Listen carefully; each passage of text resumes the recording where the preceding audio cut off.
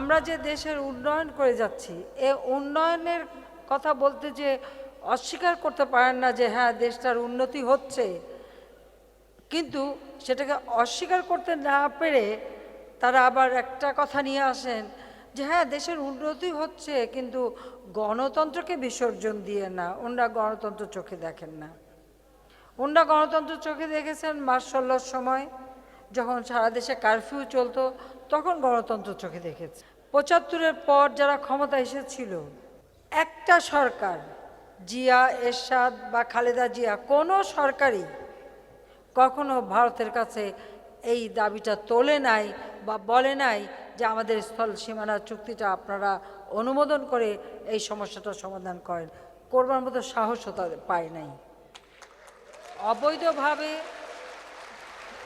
অবৈধভাবে ক্ষমতা দখল যারা করে তাদের সাহসের অভাব থাকে। তারা খোসামদি তোষামদি চাটুকারিতাই করে।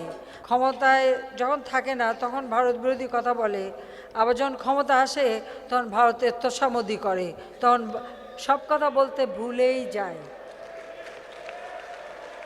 এই ভুলে যাওয়ার একটা নমুনা দিচ্ছি। বিএনপি ক্ষমতা আসলো 91 সালে, ভারত সফরে গেল। ভারত সফর থেকে ফিরে এলে আমাদের সাংবাদিকরা ধরলেন যে গঙ্গা পানির ন্যায্য হিস্যার কথা কি করলেন, কারণ বঙ্গবন্ধু কিন্তু গঙ্গা পানি চুক্তি করে গিয়েছিলেন, ন্যায্য হিস্যা আদায় করেছিলেন, কিন্তু এরপরে তার সময় শেষ হওয়ার পরে আর কেউ কোনো উদ্যোগ নিতে পারেনি, করেননি।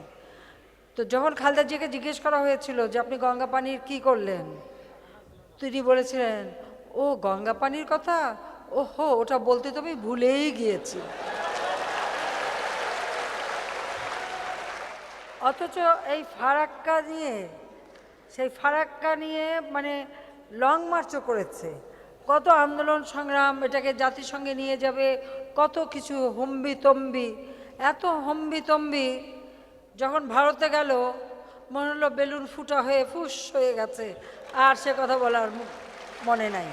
এই বাংলাদেশে কোনো জঙ্গি সন্ত্রাসবাদের কোনো স্থান হবে না।